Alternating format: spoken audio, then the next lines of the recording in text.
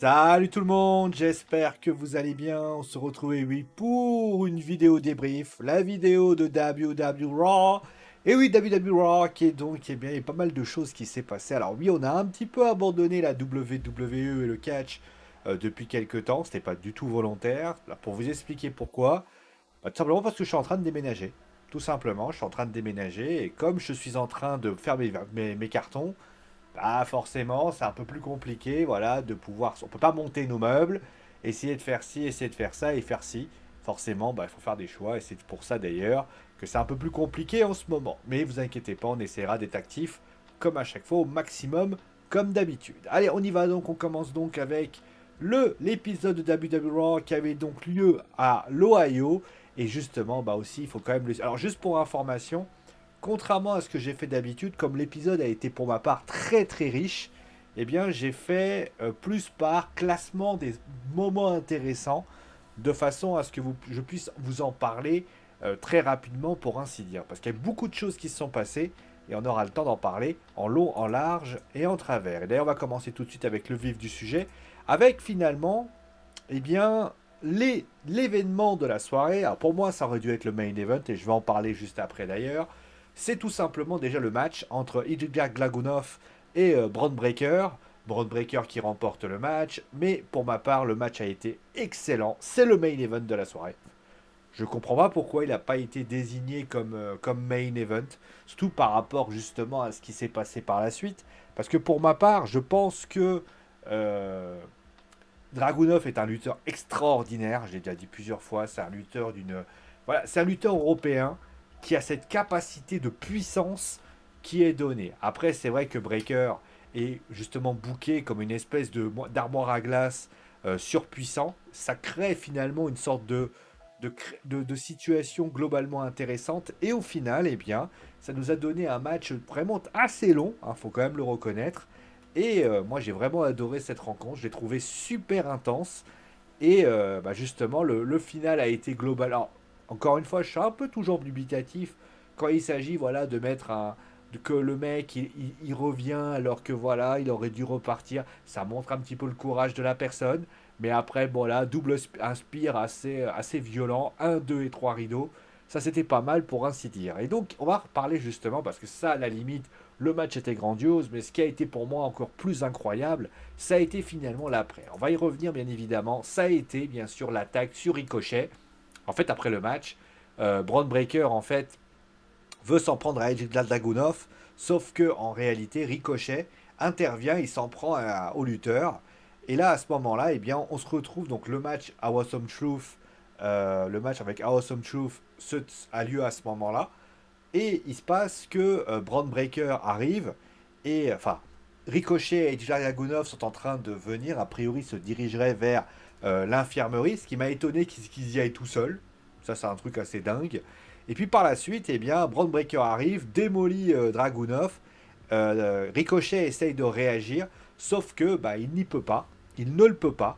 Et au final, eh bien, Ricochet se fait défoncer et on le voit notamment la voiture juste derrière lui, voilà, se prend un ricochet dans la tronche. Il y aura un impact de ricochet concrètement. Et donc à partir de là, eh bien, d'ailleurs, l'ambulance arrive. Samantha Erwin, d'ailleurs, l'annonceuse, part avec son compagnon. Et les deux partent concrètement du côté eh bien, des examens médicaux, pour ainsi dire. Alors, qu'est-ce que j'ai pensé de tout ça? Alors, le match, comme j'ai dit, était excellent. J'ai quand même un petit problème avec ce segment. Alors, pas totalement. Vous allez comprendre pourquoi je dis ça. Parce que j'estime. Alors, on sait pourquoi. On va y revenir notamment sur les raisons plus en globalité. Mais moi, je trouve que Ricochet, pour ma part, ça, ça aurait dû être en main event. C'est-à-dire que pour moi, Ricochet aurait dû être détruit en main event. Là, ils ont voulu le faire en troisième, à l'avant-avant-dernier match. Sauf que, pour moi, Ricochet aurait dû, et pour moi c'est mon avis encore une fois, c'est ma façon de voir les choses, Ricochet aurait dû être le dernier impact de la situation. Parce qu'après, l'histoire avec Liv Morgan, tout ça, c'est là. Mais le fait que Drew McIntyre et Damien Priest se retrouvent à la fin, on s'en fout. On s'en fout parce que Ricochet, au final, c'est le momentum de la soirée. On le sait qu'il ne prolonge pas. Donc il faut, à un moment donné, tenter autre chose. Et puis, je trouve que ça aurait mis un gros impact. Je vais vous donner un exemple de ce que j'aurais fait. Main event, Ilja Dragunov contre Braun Breaker, Ricochet qui vient aider son partenaire. Et à ce moment-là, il essaye de quitter le ring. Voilà, il essaie de. Et là, à ce moment-là, Braun Breaker a l'air de partir. Il va récupérer Dragunov à l'extérieur. Il essaie de le faire amener. Et il se passe que, eh bien, Dragunov, étant Breaker, détruit Ricochet littéralement, le met en pièces, le défonce. Et j'ai même envie de vous dire, bah, il fait un truc de dingue, il lui pète un truc, il lui pète la jambe. Vous voulez l'envoyer au parc. Et là, à ce moment-là, devant Samantha Irvine. Parce que là, on va dire la vérité, d'ailleurs, je vais en parler notamment dans le main event, mais j'ai trouvé que sans Samantha Irvine, qui était donc partie avec son compagnon, bah à ce moment-là, moi, je me suis même demandé si la WWE n'est pas en train de préparer l'après Irvine. Parce qu'on sait que Ricochet est en fin de contrat, on va en parler maintenant. Donc Ricochet est en fin de contrat, et il s'est avéré que on ne sait pas ce que sera l'avenir de Samantha. Samantha est une annonceuse, la meilleure annonceuse depuis très longtemps. Ce qu'elle fait en tant qu'annonceuse, j'ai jamais vu ça. Réussir à mettre un impact à chaque fois qu'elle annonce quelqu'un, je suis ébahi. Le problème, c'est que, on le sait, elle est mariée avec Ricochet, et Ricochet a de très, on va dire, est entre guillemets dirigé vers, se dirigerait, on va dire comme ça, se dirigerait vers la AEW. Enfin, il y a des contacts. Alors, encore une fois, on est encore sous contrat, donc pour l'instant, il n'y a pas de souci. La question, c'est que va faire Samantha Irvine quand il va partir? Est-ce que le fait qu'ils aient fait une sorte d'annonce avec Pat McAfee signifie tout simplement que Pat McAfee pourrait être le nouvel annonceur où on pourrait imaginer peut-être quelque chose d'intéressant? Attention, Samantha Irvine ne se fait pas remplacer comme ça. On va voir notamment aussi, je ne connais pas son contrat, je ne sais pas comment ça se passe, mais il aurait dû se faire à la fin. Là, j'ai comme la nette impression qu'ils essaient de tester quelque chose pour voir si Samantha, si elle s'en va, est-ce qu'il n'y a pas un moyen de trouver autre chose. Après, Pat McAfee, annonceur, ça me paraît être compliqué, je vais vous dire pourquoi, parce que comme il est commentateur de catch, il ne pourra pas faire les deux. Là, je trouverais ça un peu étonnant. Donc voilà. Mais dans l'idée, on va voir ce qu'il en est. Pour Ricochet, on va en parler rapidement. Bon, il a décidé voilà, qu'il ne prolongerait pas avec la WWE. C'est pas le seul, hein, clairement. Je suis quand même pas étonné, à dire la vérité. On le sait, enfin de toute façon, depuis il a eu quelques petits moments intéressants, mais tu sens que bah, Prince Puma, Ricochet, bah, il y a un plafond de verre avec lui. C'est-à-dire qu'il y a des moments où il arrive quand même à exister. On voit notamment au SummerSlam où il a un gros push avec Logan Paul. Il a quelques petits moments voilà, où tu le vois apparaître. Mais malheureusement, bah, quand tu le vois sur WWE Speed, où il remporte notamment le titre WWE Speed, tu comprends très vite le statut qu'il a. Et au final, bah, moi je suis quand même globalement peu étonné par le choix de Ricochet, qui pourra aller notamment à la New Japan Pro Wrestling ou la AEW. Il pourra largement, alors encore une fois, il pourra largement s'émouvoir et il pourra faire ce qu'il aime faire. Là, je pense qu'il est bloqué. Je pense d'ailleurs qu'il vaut mieux qu'il aille à la New Japan Pro Wrestling parce que je pense que là-bas, il pourra largement voir ce qu'il a envie de voir. Mais là, aujourd'hui, je crains qu'il est encore. Il est bloqué. Là, il est bloqué et c'est pas parce que Triple H l'aime. Enfin, Triple H l'aimait pas au début, mais je pense il a eu un push très acceptable. C'est quand même un très bon push qu'il a fait. Mais là, j'ai quand même le sentiment que la WWE essaie de le garder plus pour Samantha que pour lui. Et ça, c'est quand même gênant au vu du grand talent qu'il a. Parce que oui, ça, je le dis et je le redis à nouveau. Sam est quand même un sacré potentiel. Et forcément, bah, Ricochet passe un peu au second plan. Bon, on va passer à la suite avec finalement, et ben on va y revenir notamment avec tout d'abord le segment de début de show où Damien a parlé avec Drew McIntyre. Il a dit tout simplement, il a expliqué diverses choses. Il a notamment dit qu'il n'avait pas besoin du Judgment Day pour gagner. Ok, pourquoi pas. Et puis par la suite, il a eh bien, dit que si jamais McIntyre gagnait, eh bien, dans ce moment-là, le Judgment Day était banni. Ouais, pourquoi pas. Mais moi, il y a un gros problème. C'est la réaction. Alors, il choisit d'affronter Finn Balor. On voit que Finn Balor a l'air un peu surpris. En fait, moi, ce qui me gêne, c'est les propos du début. Quand il dit, bah, de toute façon, moi, j'ai pas besoin du Judgment Day pour gagner. Bah, t'as pas besoin du Judgment Day. Par contre, à Backlash, t'as eu besoin du Judgment Day, puisque Jey Uso, sans l'intervention de JD et de Finn, bah, au final, et de Dominique d'ailleurs, je crois aussi, tu ne peux pas gagner. Donc ça veut dire que tu as besoin d'eux. Donc, je comprends pas en fait l'idée qu'a Damien dans cette histoire. C'est un champion qui, pour moi, me semble perdu. À la fois, il veut être le leader du Judgment Day, mais il sait pas vraiment comment ça se passe.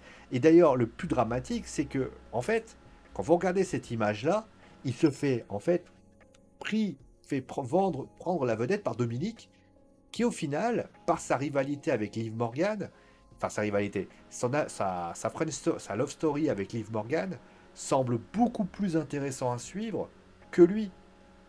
Parce que regardez, là il y a eu un match, on va revenir tout de suite d'ailleurs. Là il y a eu un match entre Damien, regardez, un exemple concret aussi. Drew McIntyre dit, voilà, moi, Damien il dit, moi j'ai pas besoin des autres, machin. Qu'est-ce qu'il fait? Il intervient pour empêcher Drew McIntyre de gagner. T'as envie de dire, bah ouais, mais en fait, comment ça se fait que tu proposes ça en fait? Faut que tu sois cohérent. Alors oui, c'est un lutteur. On sait pas en plus, on sait pas s'il est heel, s'il est face. Ça manque un petit peu de justesse et au final, bah, j'ai peut-être besoin d'un petit peu plus de réflexion et de voir comment ça se passe. Voilà. En tout cas, moi j'aime beaucoup McIntyre. Il a gagné. Bon, il a fait un match contre Balor. Alors, vous voyez Mike McDonald qui prend le mort kick. Bon, c'était un bon match. Voilà. Finn Balor a fait un bon match aussi. Voilà, c'était pas mal. Et honnêtement, moi je suis plutôt content de lui au vu de ce qui a été proposé, pour ainsi dire. Maintenant, on va parler un petit peu de ça.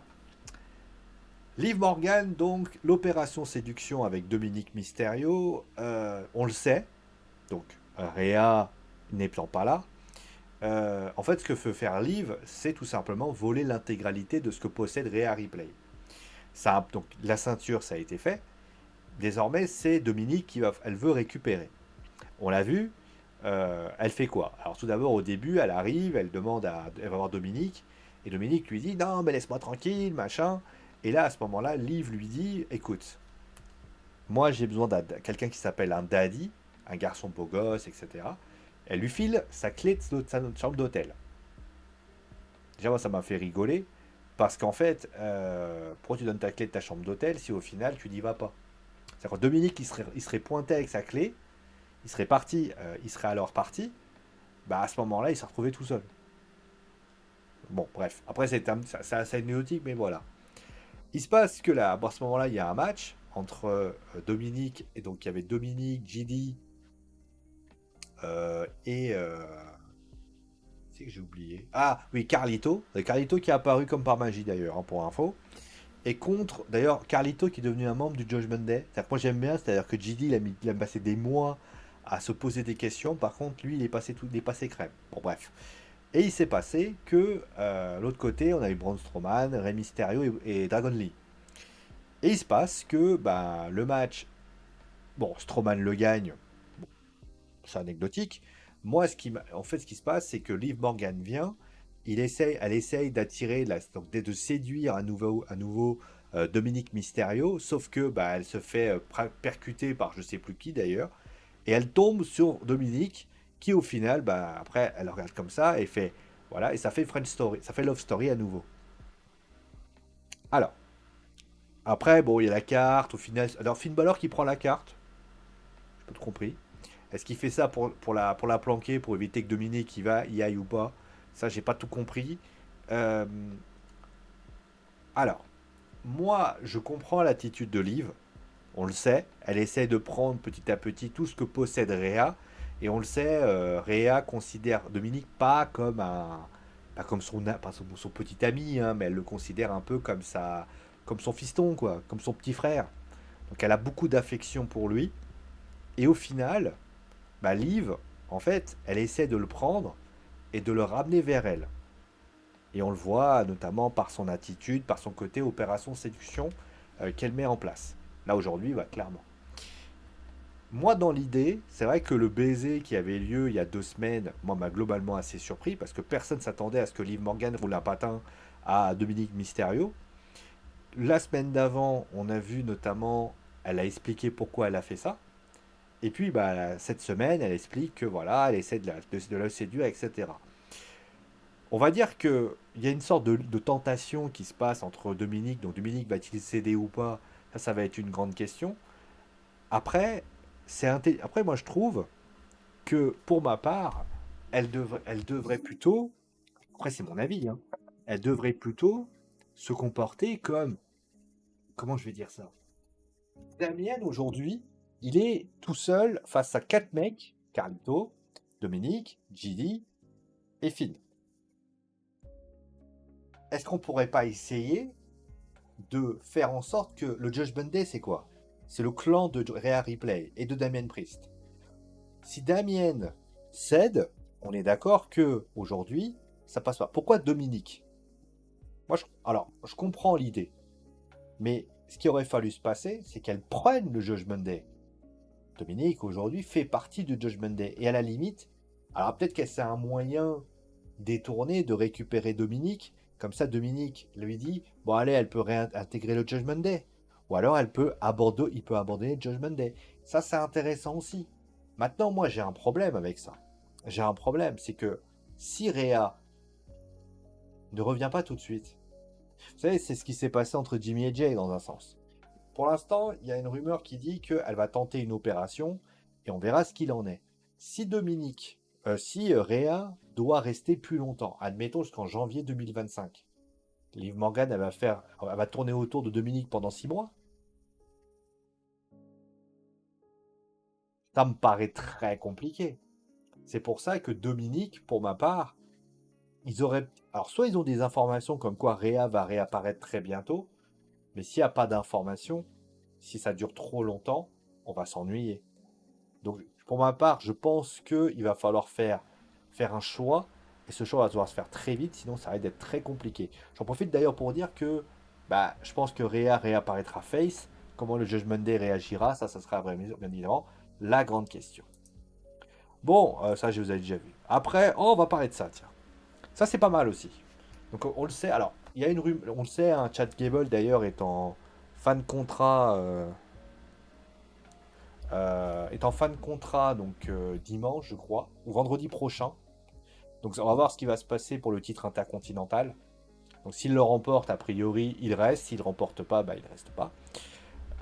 Bah écoutez, on a clairement compris que la décision se fera par rapport à Otis. Soit Otis réagit et attaque Chad Gable, soit... Alors les mots de Otis d'ailleurs, on va en parler, je les trouve très sensés en fait. Parce qu'en fait, il dit quoi? En fait, tout le monde nous dit, mais pourquoi il reste tout le temps? Pourquoi il reste tout le temps? Bon, Akira et Maxine, tu le comprends entre guillemets. On est face à 2 personnes qui n'ont aucun potentiel. Et au final, bah, Chad, il les a pris parce il veut les améliorer. Otis, c'est pas la même chose. Et en fait, Otis, quand tu réfléchis bien, bah, il a dit quoi? Il a dit, moi, avant que je connaisse Chad, bah, j'ai connu quoi? J'ai perdu ma baby, ma Peach, donc Mandy Rose. J'ai perdu mon Tucker, avec les V Machinery. Donc il avait tout perdu. Et Chad Gable l'a aidé. Donc il est reconnaissant. Et ça donne un vrai... Et là tu comprends, tout simplement. Ce mec-là, en fait, bah, il a eu qu'un seul ami et ça a été... Et surtout, rappelez-vous, et ça c'est vrai que ça aurait pu être aussi une réalité, c'est que Otis, avant de connaître Chad Gable, était, excusez-moi de dire ça, un demeuré fini qui parlait bizarrement et qui avait l'air complètement simplet. Il a réussi à devenir quelqu'un d'autre grâce à Chad Gable. Donc au final, mais le truc c'est que là, il lui a mis une patate, et à ce moment-là, il prend un World Song Slam de la part. Donc là, il veut s'en prendre à Chad Gable. On avait le petit sourire de Chad. Là, clairement, samedi, on va savoir. Soit Otis s'en prend à Chad, et à ce moment-là, bah, la rivalité elle se termine. Soit Sami Zayn est attaqué, et donc c'est voilà. Alors maintenant, on le sait, il est assez rare que les ceintures changent quand on est dans des pays étrangers. Vous avez vu, à part en Arabie Saoudite où il y a le Liv Morgan, mais en général, les ceintures ne changent pas. Maintenant, on peut avoir un avènement, une destruction de Otis, par Otis de Chad Gable. Ça peut être une possibilité aussi. Mais en tout cas, ce qui est clair, c'est que moi, mon point de vue là-dessus, je pense que le petit Chad, ben, ça va me faire chier s'il s'en va. Surtout que là, on a quand même une sacrée vague de fin de contrat qui est en train d'avoir lieu. Mais voilà ce qu'il en est, pour ainsi dire, moi en tout cas. J'aime bien cette rivalité et j'espère de voir quand même des choses, comment ça va se passer. Et de voir si peut-être Otis fera le heel turn et il réagira, il s'en prendra à Sami Zayn, ça peut être intéressant aussi. On verra. On va parler de ça rapidement. Bon, le match entre Laia Valkyria et Io Sky était très bon.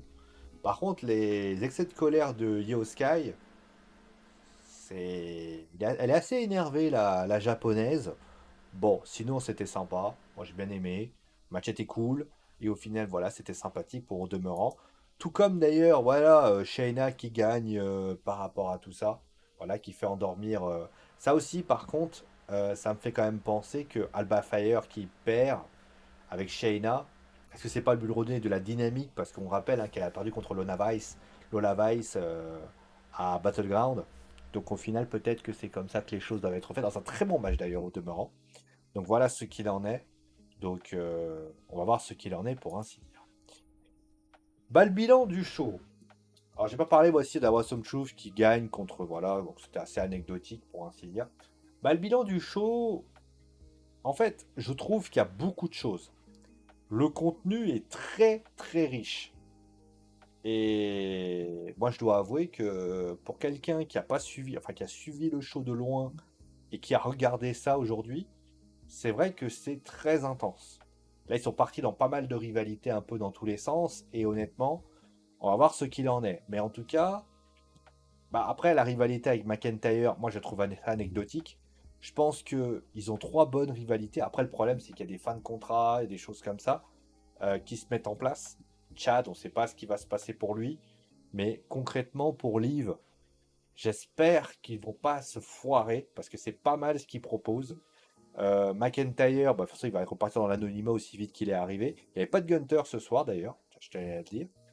Mais concrètement, on va voir ce qu'il en est. Mais en tout cas, moi j'ai pris beaucoup de plaisir à suivre ce show, qui était quand même très intense et très sympathique au demeurant. Voilà, voilà, c'est la fin donc de l'émission. Portez-vous bien. On se retrouve bien sûr très vite pour une nouvelle émission sur Wrestling Football.